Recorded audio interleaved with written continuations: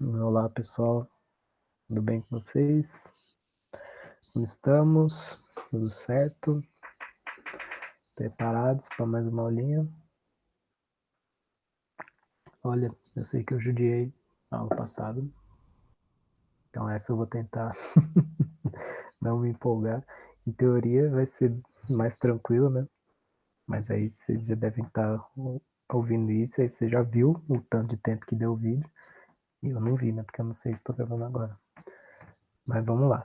Então, hoje, né, a gente vai conversar aqui sobre morfologia vegetal. E aí a gente vai dar prosseguimento aí nessa parte da botânica, né? Então, assim, a gente viu primeiro uma organização geral, né, dos organismos vegetais, né, no reino vegetal, suas divisões, suas características. Agora a gente vai entrar um pouco em questões mais, não sei nem dizer se técnicas, mas nessa primeira aula a gente vai falar sobre morfologia vegetal, né? A próxima a gente vai falar um pouco mais sobre histologia e a próxima sobre fisiologia, né? Você pode estar ouvindo isso e falando assim, mas que caralho é isso? Bom, calma que a gente vai descobrindo aos poucos, tá? Aliás, tô falando do cronograma, né? Eu coloquei lá na pasta do Drive, tem um cronograminha lá. Eu não coloquei um PDF, porque eu sei que eu vou querer mudar o cronograma toda hora. Então eu deixei lá uma planilhazinha lá, e aí conforme for eu vou mudando. Se vocês quiserem, vocês podem estar sempre dando uma olhadinha lá. Se quiserem sugerir coisas também, eu deixei uma aula vaga no. Eu acho que eu coloquei como ecossistemas marinhos, mas ela tá meio vaga ainda, tá? Se vocês tiverem alguma ideia, alguma coisa legal, né? Se quiserem que eu chame alguém para dar alguma aula diferenciada também, fiquem à vontade, tá? Bom, então vamos lá. Primeiro, então, o que é morfologia? Vocês já devem ter visto aquela imagem do homem vitruviano. Eu tentei reproduzir aqui com muita perfeição, como vocês podem ver. Mas a morfologia é basicamente o estudo, né, das formas, né? Então, aplicado na biologia, a morfologia é o estudo das estruturas dos organismos, né? Como que é o corpinho dos organismos, basicamente, né?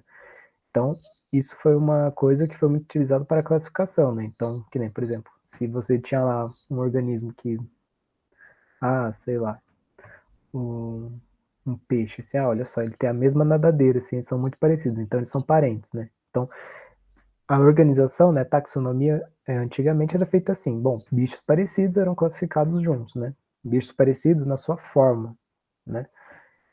Então eles eram classificados juntos. Por exemplo, né, o caso dos fungos e do reino vegetal, né? Morfologicamente eles são muito parecidos, eles estão parados. E bom, para isso já bastou para que a galera classificasse como se fosse a mesma coisa. Mas aí depois outros estudos, né, foram no avanço da morfologia também, né, foram diferenciando, né? Olha, o fungo realmente não tem nada a ver com uma árvore, né? Vamos separar, tá? Então, a morfologia é basicamente isso, né? A forma, né, a estrutura dos organismos, das espécies, beleza? Bom, então aqui é a estrutura geral, né, de uma planta. Então, né, como a gente está falando de morfologia, a gente vai falar de morfologia vegetal agora, né? Então, como se constitui o corpo de uma vegetal. Eu ia falar uma planta, uma árvore, mas aqui nem sempre é uma árvore, né? Bom, na verdade vocês já estão meio que cansados de saber como é um vegetal, né? Ele é basicamente constituído por folha, caule e raiz, certo? Isso aí já está manjado, né? Aqui eu só gostaria de adicionar uma coisinha que a gente não comentou muito, na verdade eu não comentei nada, que são as gemas apical e gema, ou melhor, a gema apical e as gemas laterais, certo? O que são isso? Deixa eu pegar o meu apontador. Eita. Bom, basicamente são essas estruturinhas aqui, né? Então aqui tem uma imagem com toda a estrutura, né, do reino vegetal, um pouco mais detalhado, né? Melhor, estrutura geral, né, das plantas. Mas eu queria dar uma atenção à gema. Então a gente tem aqui a gema terminal, ou apical, né? E a gema lateral, ou auxiliar. O que serve isso aqui? É basicamente para crescimento, né? as duas. Então aqui a gema terminal, ela é mais responsável por um crescimento vertical, né? Fazer essa planta crescer para cima, certo? E a gema auxiliar, né, ou a gema lateral, ela é mais responsável por criar os ramos, né? Então, da onde nasce um novo galho para nascerem outras folhas e tal, beleza? Então, são gemas aí responsáveis pelo crescimento das plantas, beleza? Um pouco mais para frente a gente vai ver mais sobre o tecido, né? Sobre o que isso aqui é formado. Mas basicamente são células, né? Então eu já vou ir adiantando um pouco, né? Nessas áreas nós temos células que elas são muito chiques, vamos dizer assim. É como se fosse células troncos mais da, do reino vegetal, né? O que isso quer dizer? Aqui está cheio de célulazinhas que elas podem se, elas não são especializadas, né? Então, tipo assim, elas têm um potencial para se transformar no que elas quiserem, vamos dizer assim, tá? Então, isso aqui tem um grande potencial mitótico, né? Então, aqui acontece bastante mitose para que essa planta consiga crescer, né? Criar novas células e ir crescendo, beleza? Depois a gente vai entender um pouco mais sobre. Bom, então vamos começar, né? Então eu falei que é dividido em raiz, caule e folha. Então vamos começar pela raiz, certo? A raiz, assim, é a estrutura mais que eu vou dar um pouco mais de enfoque, porque ela é um pouco mais especial, tá? Aí o resto eu vou falar mais só sobre classificações, basicamente. Então por isso que é uma aula mais rapidinho, tá? Bom, então a gente tem aqui uma estrutura geral, né, de uma raiz. Então ela é constituída aqui por essas 5 partezinhas, certo? Então vamos lá, vou começar de baixo para cima. Então, primeiro a gente tem aqui a coifa. A coifa é como se fosse um capuz que ela cobre a zona meristemática, tá? Para que serve esse capuzinho aqui? Para que a zona meristemática não fique diretamente em contato com o solo, né? Porque o que isso causaria? Um atrito muito grande, né? Entre essa zona, que podemos dizer que ela é um pouco sensível, né? Então precisa dessa proteçãozinha aqui, para que essa parte fique em contato com a terra, né, aqui em volta, e não machuque essa partezinha da zona meristemática, certo? Então essa é a função da coifa. Agora, a zona meristemática é essa zona parecida com a da gema apical que eu comentei lá, né? Então aqui tá cheio desse tecido chamado de meristema, né, que a gente vai ver mais para frente, que é um tecido que ele é totipotente. Não, na verdade, não vou falar isso porque não tenho tanta certeza, porque vamos se concentrar aqui na morfologia, né? Mas é um tecido que ele é basicamente responsável pelo crescimento da planta também, tá? Então aqui, né, a gente tem as célulazinhas, que elas não são especializadas, né? Então, tipo, elas basicamente são células bebês, assim, que não decidiram a profissão que elas querem. Então, elas estão aqui e vão crescendo, certo? Então, a função da zona meristemática é esse crescimento vertical aqui também, né? Só que aqui, no caso, é para baixo, né? Lá a gema apical crescer para cima. Aqui a raiz, né? A zona meristemática vai crescer para baixo, tá bom? Então, esse tecido aqui vai criando novas células, e essas células vão ficar onde? Bom, elas vão meio que vai surgindo, né? Essa zona lisa. Então, o que acontece nessa zona lisa aqui? É uma partezinha, né, que ela já é imediatamente depois aqui da zona meristemática, em que são células meio que novas, né, que acabaram de surgir, e elas vão aqui então crescer, né, e se desenvolver, certo? Como parte da raiz. E aí depois, um pouco mais para cima, vem essa zona pilífera, que é a zona em que a gente vai ter esses tais pelos absorventes. Para que serve isso?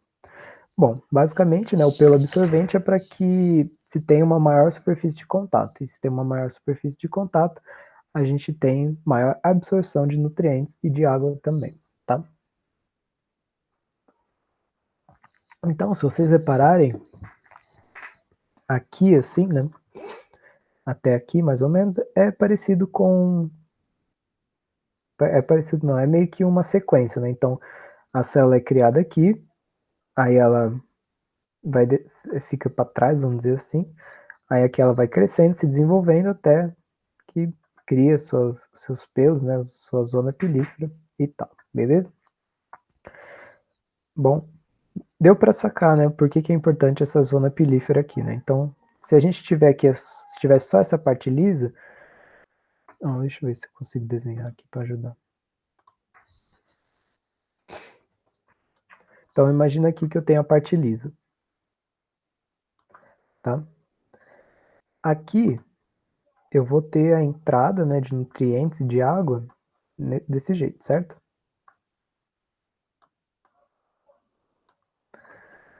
Mas, se eu tiver esses pelos, como que vai ser essa superfície? Ela não vai ser reta, né? Ela vai ser tipo assim.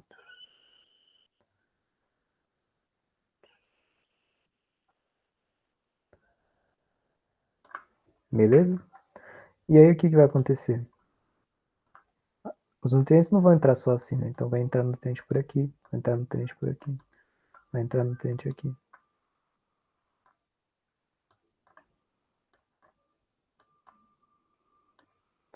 Então agora, né, deu para perceber o porquê que superfície de contato é importante, né?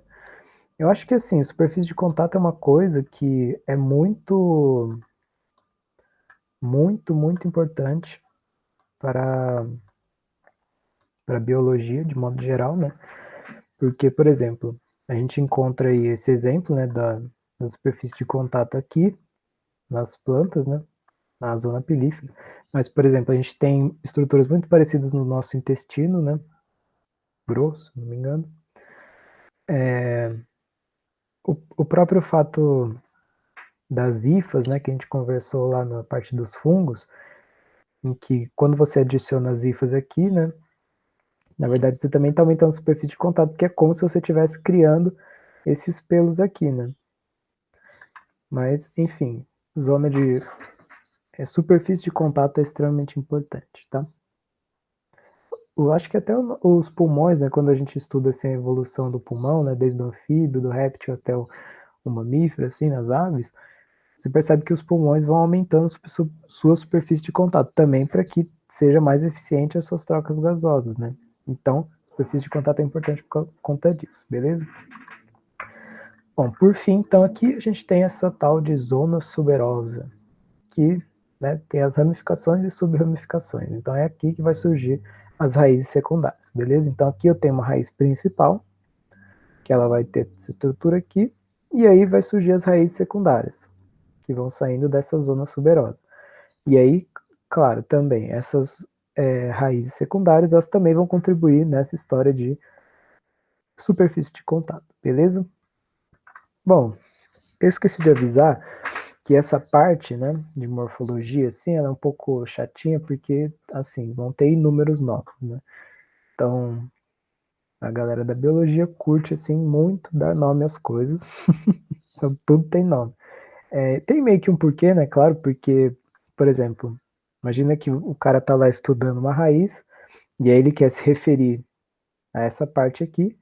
E aí, como que ele fala assim, tava conversando com outra pessoa lá, outro estudioso, né, por exemplo. É aquela partezinha lá da raiz que tem um monte de pelo lá, sabe? Aquela parte. Aí, às vezes o cara, tipo, o outro pesquisador, né, ele não conhece desse jeito, ele pensa de outro modo, né? Tipo, não, eu chamo isso aí de, sei lá, zona cabeluda, sabe? Tipo, então, assim, para evitar que cada um chame de um jeito, a gente costuma padronizar as coisas, né? E também para ajudar a se referir, né? Então, às vezes você está escrevendo lá uma pesquisa e tal, você não precisa explicar, tipo, onde está essa zona pelífera, né? Você só fala assim, então, a zona pelífera tal. Então, o leitor, né, já vai saber, tipo, beleza, ele está se referindo exatamente a essa área aqui, tá? E isso vai acontecer aí para outras coisas, né? Tipo, outras estruturas e tal. Mas, claro, isso aí é mais para a parte acadêmica, vamos dizer assim, né?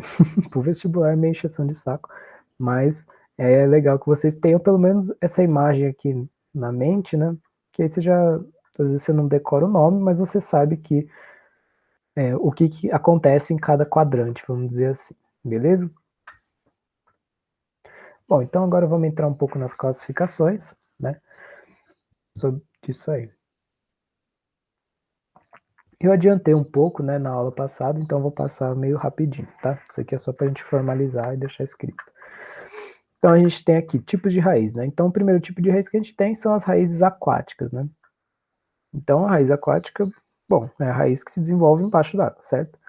E aí tem dois principais modos, né? A raiz que ela fica aqui flutuando, né? Então fica em hidropônio, né? Basicamente. E tem a raiz que se fixa no substrato, certo? Está embaixo da terra, mas ela ainda é aquática, né? Ainda está embaixo d'água, certo? Tranquilo, né?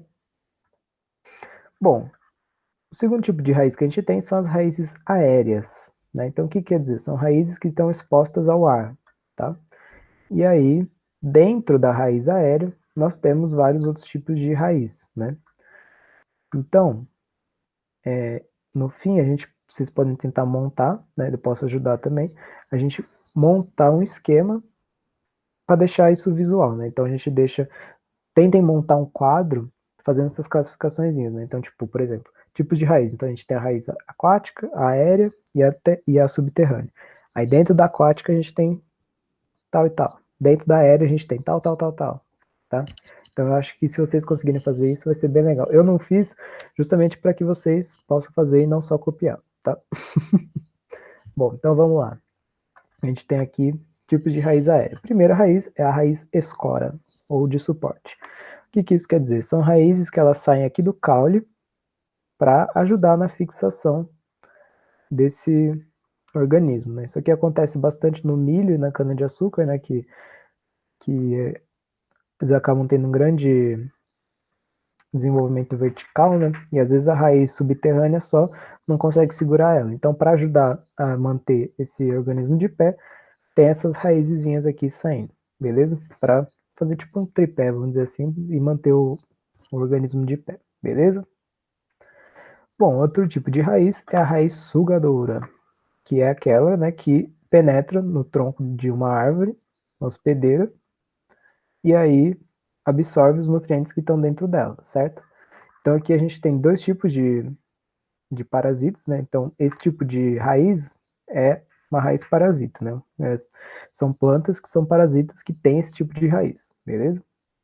Então aqui a gente tem a hemiparasita, né? Aqui se vocês manjarem um pouco sobre esses negócios de prefixo, sufixo e tal, M é basicamente, tipo, meio que metade, vamos dizer assim. Iolo é total, né? Então aqui, M parasita são plantas que, tipo assim, elas não são tão parasitas assim, né? Então, geralmente são plantas clorofiladas, ou seja, fazem fotossíntese, mas que elas retiram, né, os nutrientes do tronco hospedeiro, vamos dizer assim, né? Aqui eu chamei de seiva bruta para a gente já começar a usar esse termo, que é, o que é seiva bruta? É aquela seiva, né, que são águas e nutrientes. Então, é a seiva que ela ainda não foi processada pela árvore, né? Então, basicamente, então o que acontece? A planta faz a fotossíntese dela, né? Então, ela só precisa de água e nutrientes para isso, beleza? E aí, como ela está em cima de outra, ela acaba roubando dessa, certo? Então, ela é parasita nesse sentido, beleza? Agora, a holoparasita ela é uma parasita total, né? Então ela não tem clorofila, né? É aquele cipó chumbo que eu comentei na aula passada. Então ele não faz fotossíntese, então ele precisa tirar a seiva bruta e a seiva elaborada. O que é isso? Então a seiva bruta, lembra daquela equaçãozinha da fotossíntese? Ah, eu não vou escrever, mas a gente tem lá. Ah, vou sim, vou tentar, peraí. Então a gente tem lá a equaçãozinha da fotossíntese, né? Bem resumida.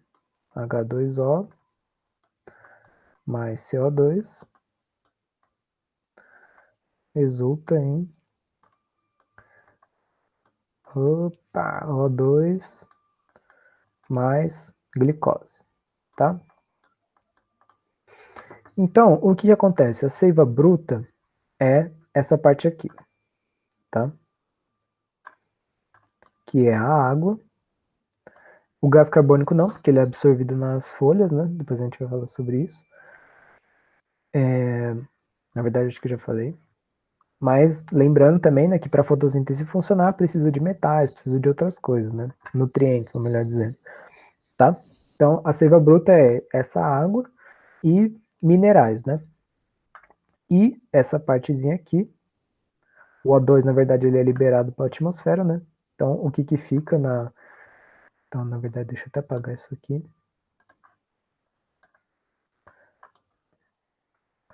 Vou fazer assim. Então, H2O em minerais é a seiva bruta, beleza? E a seiva elaborada é a glicose, tá? Então, depois que acontece o processo de fotossíntese, que a planta produz o alimentinho dela, ela precisa tirá-la da folha e devolver, né, para o resto de toda a árvore, né? Tem que nutrir o tronco, as outras folhas, enfim. Então, depois a gente vai ver sobre isso, né, como esse tecidos, como essas coisas são conduzidas dentro da planta, né? Mas basicamente é a seiva bruta. Então, água e minerais, seiva elaborada é depois do processo de fotossíntese, né? Então, glicose e açúcares, beleza? Então, a planta holoparasita, ela se aproveita desses dois. Então, ela precisa da água e dos minerais, mas ela também precisa do alimento, porque ela não consegue produzir o dela mesma. A hemiparasita, ela só precisa da água e dos minerais, tá bom? Bom, a raiz estrangulante, então, eu não sei se vocês já viram essa figueira mata-pau, mas é uma planta que ela não é parasita, ela só cresce em cima das outras, mas o que acontece? Qual que é o problema dela? Ela vai crescendo, e aí a hora que ela atinge o chão, tal, ela na verdade ela começa a competir com a árvore que ela cresceu em cima, né? Então, aqui a gente tem uma árvore, né, que é essa que está abraçando a outra. Então, essa árvore de fora está pegando nutriente do solo, né? Então, ela está competindo com essa árvore que estava aqui antes, certo? Então, elas vão competindo e tal.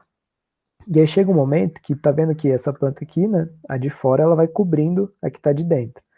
E aí o que acontece? Essa planta de dentro, ela tenta crescer, né, porque é natural. Ela vai crescendo e vai estrangulando os próprios vasos, né, condutores dela. E aí isso vai ocasionando a morte da planta aqui de dentro, tá? E aí sobrevive só a plantinha que tá aqui fora, certo? Então, não é parasita, né? Porque essa planta de fora não está se aproveitando da planta de dentro. Na verdade, é uma competição, né? Quando a gente for falar de ecologia, a gente vai ver melhor sobre isso. Mas a competição é esse lance, tipo, bom, ela dominou melhor, vamos dizer assim, o ambiente, né? Então, ela conseguiu competir bem com os nutrientes, né? Então, tiveram que dividir os nutrientes entre as duas. Então, essa aqui pegava o nutriente melhor, vamos dizer assim. Então essa aqui já vai ficando mais pobre, sabe? E aí nesse momento de crescimento, né, foi estrangulando os vasos e tal, acabou falecendo.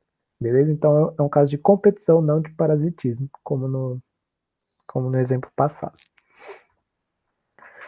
Bom, raiz respiratória ou pneumatófora é a raiz, né, do mangue, geralmente. Beleza? Então essa raizinha aqui que ela sai do solo e ela tem estruturas para fazer trocas gasosas com a atmosfera, tá? Porque esse solo aqui ele é extremamente pobre em oxigênio, né? Então as raízes precisam sair aqui para tomar um arzinho, beleza? Bom, raiz tabular é essas raízes enormes aqui, vocês já devem ter visto em, sei lá, qualquer lugar. Mas basicamente aquelas árvores zonas enormes que tem a raiz, ela é crescida verticalmente assim, né? Vocês veem, ela é achatadinha e como se fosse nem sei dizer, tá? Mas é essa partezinha aqui, tá vendo? E aí geralmente elas ficam grandes, até tal, se estendem. Isso aqui serve para também sustentar a árvore, né? Porque vocês repararam que essa árvore aqui ela é um pouco pequenininha, né? Olha o tamanho desse senhor em comparação à árvore. Se não me engano, essa árvore aqui tem 900 anos lá do Pará. Então você imagina o quanto ela é pequena. Então, para que ela consiga se sustentar, ela precisa de uma base maior, né? Igual no caso lá daquelas raízes de escora, né?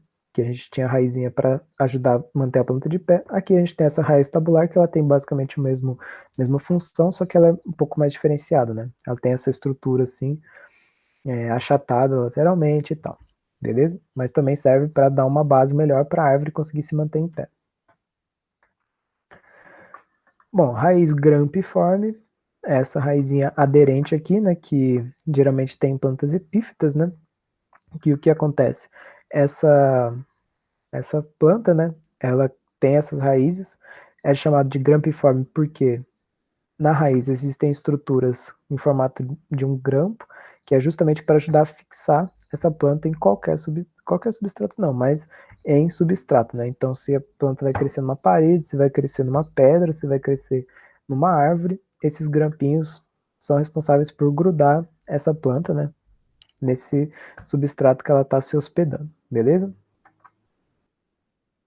Essa superfície, né, que eu usei aqui, mas substrato também serve. Bom, e por fim a gente tem aqui a raiz velame, que é geralmente essa raizinha aqui que a gente tem nas orquídeas, né? Que é uma raiz meio esponjosa. Ela serve para captar água, né? Então, tanto a água da atmosfera, né? Às vezes o vapor da água vai grudando aqui, ou mesmo quando chove, né? E aí a água escorre através do tronco, vai sendo retido aqui, e essa planta vai se nutrindo disso. Beleza? Tranquilo, né? Então, aquelas lá foram as raízes aéreas, né, que estavam expostas ao ar. Agora, as raízes subterrâneas. Então, são as raízes que estão enterradas dentro da areia, certo? Então, a gente já conversou sobre isso também quando a gente falou daquelas classificações, né, entre eudicotiledônea e monocotiledônea. Então, aqui a raiz axial, aquela que tem uma raiz principal e as raízes laterais, né, ou raiz pivotante. É essa aqui, né, que a gente já conversou no passado. E tem a raiz fasciculada, né? Que é aquela raiz que ela não é diferente. Né? Então, que nem na outra, que tinha uma principal e as secundárias. Não, aqui são todas iguais. Né? E também características em monocotiledôneas, certo? E por fim, a gente tem aqui a raiz tuberosa, que a gente não comentou na aula passada. Qual que é o grande diferencial dela? É uma raiz que ela serve como reserva nutritiva. Né? Então, a gente tem aqui a raiz que ela se desenvolve e ela vai armazenando nutrientes, né? Então, como por exemplo na mandioca, ela vai reservando amido, né? Então aqui geralmente amido ou sacarose. E aí cada uma também tem a sua especialidade, vamos dizer assim, né? Então que nem a cenoura também armazena beta-caroteno, né? Carotenoides. A beterraba, não sei, ferro, né? Acho que falam que beterraba é bom. Então a raiz, né, tuberosa, ela tem essa estrutura para armazenar nutrientes, certo? E aí isso aqui serve para, por exemplo, em casos que a planta precise desses nutrientes, né? Vamos supor que ela está lá no ambiente dela, e aí ela vai armazenando esses nutrientes, tá? E aí no momento em que talvez esse ambiente fique pobre, ela consegue se nutrir dessas reservas, né? É igual a nossa gordurinha, certo? Só que aí para as plantas, elas guardam a gordurinha delas nas raízes tuberosas, beleza? Ó, então exemplos aqui de raízes tuberosas. A gente tem a cenoura, mandioca, mandioquinha, batata doce, tá? Então isso vai ser importante a gente diferenciar, tá? A batata doce é uma raiz, beleza? Agora, a batata inglesa, né, que é aquela batata convencional, ela é um caule, tá? Então, quando a gente for falar dos caules, vocês vão ver. Beleza? Mas eu já quero deixar registrado para que vocês já comecem a. Porque vocês podem ter sentido falta. Ele falou assim, ué, mas não tem a batata, não é uma raiz? Não. A batata que a gente come, batata inglesa, né? Ela não é uma raiz, ela é um caule, tá bom? Então a batata doce, sim, é uma raiz. Tranquilo? Então é importante isso. Bom, então já que estou falando de caules, vamos partir para os caules, beleza? Então, lembrando lá daquela árvore que vocês podem construir, então a gente tem lá raiz, né? Então é tipo de raiz: aquática, aérea, subterrânea. E aí dentro delas todas as classificações. Agora vamos para o caule. Então, a primeira partição aí dos caules são os aéreos, certo? Então a gente tem aqui o caule rastejante, que é um caule que ele não possibilita uma sustentação vertical, né? Então ele vai se espalhando, né? Então, no caso da abóbora, no caso do morango, da melancia, beleza? Então não é um caule que ele vai sustentar verticalmente esta planta, beleza? Bom, a gente tem aqui os caules eretos, e aí sim, esses caules vão possibilitar essa verticalidade das plantas, beleza? E aí dentro dos caules eretos, a gente tem várias outras classificações. Então, é importante vocês irem notando esses níveis de separação, beleza? Então, vamos lá. Dentro dos caules eretos, a gente tem o caule em formato de haste, que ele é pequenininho, né? Ele é delgado e clorofilado. Então é um caule que possui clorofila, né? Então é um caule que faz fotossíntese, beleza? Então, exemplos aqui, arroz, feijão, trigo, tá? Então são caules fininhos assim, tá? Bom, dentro dos eretos ainda a gente tem o caule do tipo tronco, né? Que é o mais comum de todos, que é a árvore, né? Então a gente tem aqui, tem a casca revestida de suber, tal, muitos ramos. E aí, exemplos, a gente tem mangueira, salgueiro, tamarineiro, né? Que para a história do samba são árvores muito importantes, né? Então, quis dar esse destaque aqui, principalmente para tamarineiro. Então, a gente tem aqui o caule dela, né? Então, é o caule mais comum, que é o que a gente conhece. Então, quando fala em reino vegetal, a gente já pensa numa árvore. E pensando numa árvore, a gente já está pensando num caule tipo tronco. Tranquilo? Bom, depois a gente tem aqui o caule tipo colmo, né? Então, são caules que eles são cilíndricos e eles apresentam essa divisãozinha em anéis, certo? E aí cada nó, né, que eu mostrei lá no começo da aula, o nó é essa partezinha que sai as folhas, né? Então cada nozinho desse tem a possibilidade de sair folhas, certo? Então geralmente isso aqui acontece em cana-de-açúcar. E, se eu não me engano, bambu, tá? Mas eu deixei cana-de-açúcar aqui porque aqui eu tenho certeza, bambu não sei, tá? Quando vocês tiverem alguma dúvida, vocês assim, ou forem citar alguma coisa, tenta pegar o que está escrito no que eu falei, porque pode, eu não garanto tanto assim na botânica, tá? Porque, que nem no caso da raiz, né, da batata inglesa e da batata doce, você olha, você aparentemente é a mesma coisa, né? Tipo, são duas raízes, mas não, existem diferenças, tá? Mas, enfim. Temos também aqui o tipo de estipe, que ela também é dividida em anéis, só que cada anel, né, cada nó desse não tem a possibilidade de sair novas folhas, né? Então só temos folhas na copa da árvore, certo? E isso aqui é comum em coqueiros e palmeiras, beleza? Tranquilo também, né? Outro tipo de caule é o cladódio, que é esse aqui é mais direcionado para os cactos, né? Então, o que, que é a diferença do...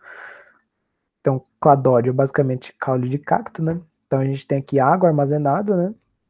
No seu interior e folhas modificadas em espinho. Aqui eu deixei esse momento memorável, que é o Soca tomando suco dentro do cacto, que também eu acho que não é uma boa ideia nunca, você tomar suco dentro do cacto. Mas, né, na hora do desespero, não tem o que fazer. Beleza? Então esses aí são os caules aéreos, né? Os caules que estão expostos ao ar. Tranquilo? Aí agora, os caules subterrâneos, os que estão enterrados na terra, certo? Então a gente tem aqui o rizoma, né? Então o rizoma é um caule que ele é paralelo à superfície. Então aqui vou colocar minhas habilidades artísticas à prova. Então o que acontece? A gente tem aqui a bananeira. O rizoma ele basicamente é assim. Então a gente tem a terra aqui, o rizoma enterrado e aqui sai a planta, certo? E aqui no rizoma tem as raízes e tal. Isso aqui acontece muito em samambaias, né? Mas também acontece nas bananeiras. E aqui tem uma coisa interessante se comentar, que nas bananeiras, essa parte que a gente vê por fora não é o caule, na verdade é a folha, né? Então, essa parte aqui, né, vamos supor que aqui é a bananeira, essa aí, ó, essa aqui é uma bananeira, tá? Essa partezinha aqui, ó, quase, hein? Não é o caule, tá? O caule ele tá aqui enterrado. Tanto que se você pegar e cortar essa parte da bananeira, né, cortar assim, e você olhar por cima, né, vamos supor que aqui, ó, pensa que a bananeira tá aqui, né? Peguei, cortei ela assim, e tô vendo ela de assim, ó. Tá vendo? Então a bananeira tava de pé. Ai, nem sei se tem alguma coisa aqui pra mostrar. Ó, tem esse negócio aqui pra guardar pôster. Pensa que a bananeira tá aqui. Eu cortei a bananeira de assim, né? Então fiz um corte aqui transversal. E aí eu tô observando ela de assim, certo? Então eu tô vendo ela de cima. Se você olhar, fazer esse corte na bananeira e olhar ela de cima, você vai ver que na verdade é como se fosse as folhas enroladas assim, né? As folhas estão todas enroladinhas lá e aí elas vão nascendo, beleza? Bom, aí aqui, né, caules subterrâneos, a gente tem o tubérculo, certo? Que ele é muito parecido, né, com a raiz tuberosa, né?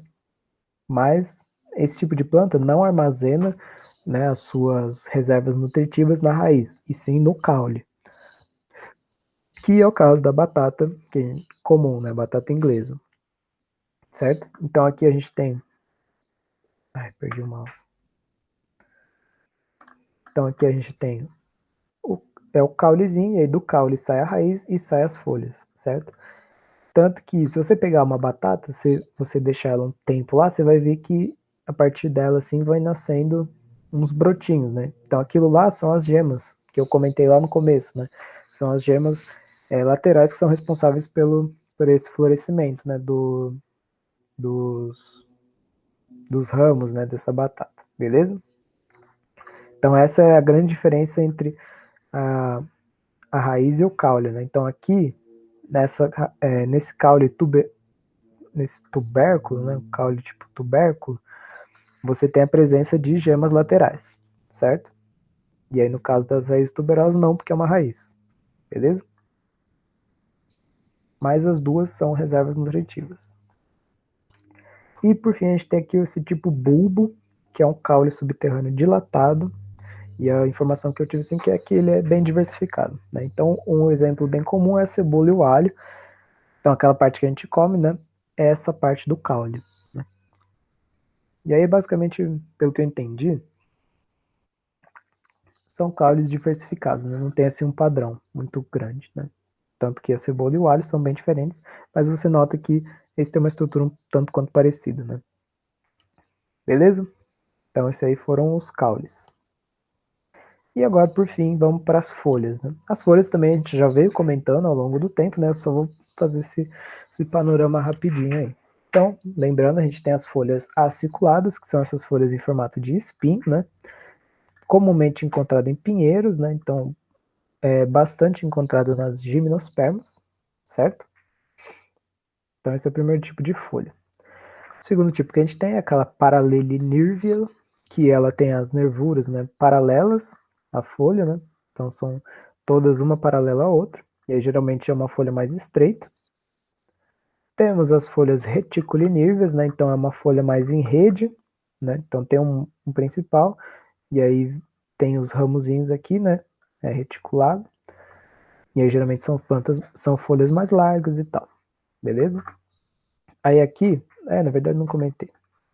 A gente tem duas partes que se dividem aí uma folha, né? Então a gente tem o limbo, que é basicamente a folha em si, né? A lâmina. E no caso das paraleliníveas tem a bainha, que é a base, né, da folha que se liga ao caule, certo? Então chamado de bainha. Aí aqui também é aquele negócio que eu comentei com vocês, né? Que às vezes o cientista quer se referir a alguma parte da folha, né? E aí ele não precisa falar, é aquela partezinha lá que se liga ao caule. Eles já deram nome, no caso das monocotiledôneas, né? Das paralelinírveas, é chamado de bainha. E para as eudicotiledôneas é chamado de pecíolo. Então o pecíolo é essa partezinha aqui, né? Que se conecta a folha ao caule. Tranquilo? Bom, por fim não, acho que ainda não. A gente tem aqui os espinhos, né, outro tipo de folha. Então, o espinho verdadeiro, o espinho botânico, vamos dizer assim, é esse que é em formato de, ou melhor, é esse de cacto, né, que é feito de folha, beleza? Que é comumente presente nos cactos. Isso aqui é bom porque, lembra do negócio de superfície de contato? Isso aqui tem uma baixa superfície de contato. Porque o espinho, na verdade, é como se fosse uma folha enrolada, assim, né? Que a folha aberta, ela tem uma grande superfície de contato. Se você enrola ela várias vezes assim, ela perde bastante essa superfície. E aí, perdendo essa superfície, né? Não perde tanta água para o ambiente, porque quanto maior a superfície, né? Tem mais trocas, né? Então, evaporaria mais água. Então, para evitar essa perda de água, por seleção natural, né? Mutações aleatórias de seleção natural, a gente tem aí a formação de espinhos. E isso é uma coisa interessante que quando você está vendo, assim, né, agora que a gente está vendo todas essas classificaçõezinhas assim, a gente repara que as plantas são extremamente diversas. E por que elas são extremamente diversas? Porque existem diversos ambientes, né? Então, tiveram diversas oportunidades para que essas estruturas surgissem, né? Então, tudo que eu estou falando aqui hoje, né, na verdade, tudo que eu tenho falado, se a gente olhar sobre a luz da evolução, né, você vê que tudo faz sentido. Tipo, por que, que a planta é assim? Bom, por causa do ambiente dela e tal. Então, tudo que a gente está falando aqui, se vocês repararem, é porque faz extremamente sentido, né? Elas estão aqui hoje por conta disso. Então, por exemplo, aquelas as raízes, né, que são feitas para sustentação lá, aquela que é de escora e a outra que eu esqueci o nome. Bom, as plantas que cresceram muito e não tinham aquela raiz, elas acabavam caindo, né? Acabavam morrendo. Então, as variedades, vamos dizer assim, que tinham as raízes mais fortes, conseguiram se manter de pé, né? Mesmo as aquáticas também. Bom, aquela raiz ela é especializada em ficar no ambiente aquático, certo? Então, vocês notam que, bom, as plantas são extremamente diversas porque a gente tem uma infinidade de ambientes que elas puderam ocupar, beleza? Bom, aí aqui, diferenciando o espinho do cacto para o espinho da rosa, por exemplo, essa estruturinha aqui, na verdade, não é um espinho. Por quê? Não é uma folha, né? Então, essa estrutura aqui não é formada por uma folha. É uma formação aqui do caule, tá? Na aula de tecidos, de histologia, acho que a gente vai dar um enfoque melhor nisso aqui, beleza? Mas eu já quero deixar aqui também essa diferenciação, beleza? Nossa, gente, o tempo tá seco aqui, eu tô com uma sede. E eu tô correndo também, né? Desculpa, é que eu quero que o vídeo fique curto mesmo, porque semana passada eu judiei. Bom, aqui outro tipo de folhas, a gente tem as sépalas e pétalas, né? Que a gente já conversou na aula passada também, que é basicamente para atrair animais bonitinhos, como essa abelhinha aqui, com a bundinha dela cheia de pólen, certo? Então, são folhas, né, modificadas para chamar a atenção desses insetos. Então, folhas brancas. Vocês podem até notar aqui, por exemplo, plantas noturnas, né, ou melhor, plantas que se aproveitam de organismos noturnos, elas são geralmente brancas. Porque no ambiente à noite, o branco ele se sobressai sobre as outras, né? Então, tem mais chance de atrair, por exemplo, morcegos, né? E aí, por exemplo, essas plantas que são mais coloridas, né, é mais para chamar a atenção de insetos. Então, tem essa diferenciaçãozinha também, né? Além do cheiro, né, da flor em si, tem também essa identidade visual, que aí chama a atenção, né, desses animais que para que eles possam realizar a polinização, beleza? Bom, a gente tem também as cotilédones, também já conversei, né, aquela primeira folhinhazinha lá que nasce, que ajuda, né, nessa primeira parte da fotossíntese, mas também ajuda na reserva nutritiva. Tem essas tal de brácteas também, né, que é uma folha que ela fica na base aqui, né, da flor. Eu acredito que ela também auxilia nesse apelo visual para a polinização, certo? Temos aqui também as gavinhas, né, que são essas estruturas que se enrolam, né, e vão meio que grudando nos lugares, né? Então você nota aqui que ela vai se enrolando tudo quanto é canto para se fixar, né? Bom, então a gavinha é isso, né? E aí dá para ter, assim, pelo que eu entendi, duas gavinhas, né? Uma que ela é formada pela folha mesmo, né? Então isso aqui pode ser considerado uma folha, ou por ramo caulinar, né? Então sair do caule mesmo, tá? Mas a função é a mesma, que é se fixar no ambiente, certo? Bom, era isso, pessoal. Eu agradeço do fundo do meu coração que vocês tenham assistido até aqui. Queria já dizer que. Deixa eu ver que horas são aqui. Bom, daqui 4 horas mais ou menos, eu estarei na mesa de cirurgia. Eu vou operar o dente do siso. Eu espero que dê tudo certo. Então eu já adianto que, como eu já apelei na aula passada, essa eu estou pegando um pouco mais leve, né? Na semana que vem, que vocês vão estar vendo esse vídeo, né? Provavelmente não vai ter nenhum vídeo novo, né? Como eu já também coloquei no calendário, por conta dessa operação, né? Eu não sei, não faço ideia de como eu vou estar. Então, provavelmente não vou conseguir gravar a aula. Eu vou tentar soltar uma lista de exercícios, tá? Que eu vou tentar fazer depois da operação, mas eu não garanto também. Então peço compreensão aí, tá? Mas não se preocupe, vai estar tudo certo. Beleza, pessoal? Quando vocês estiverem vendo esse vídeo, eu já vou estar já rasgado já, né? Eu odeio dentista, já quero deixar meu apelo aqui. Mas é um profissional importante. Mas se você lembrar, na minha aula de evolução, eu falei que os dentistas atrapalham a evolução.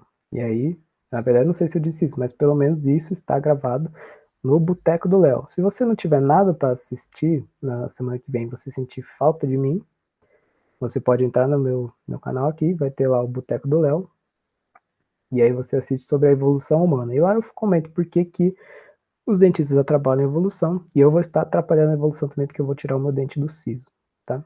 Ou senão você pega essa informação e tenta pensar por que tirar o dente do siso atrapalha a evolução humana.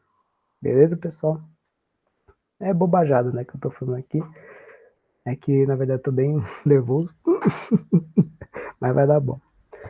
Uma boa semana para vocês. Espero que continuem bem. E vamos na graça e na fé. Beleza, pessoal? Qualquer coisa, vocês podem me mandar mensagem, que na medida do possível eu respondo. Tranquilo? Então, até mais.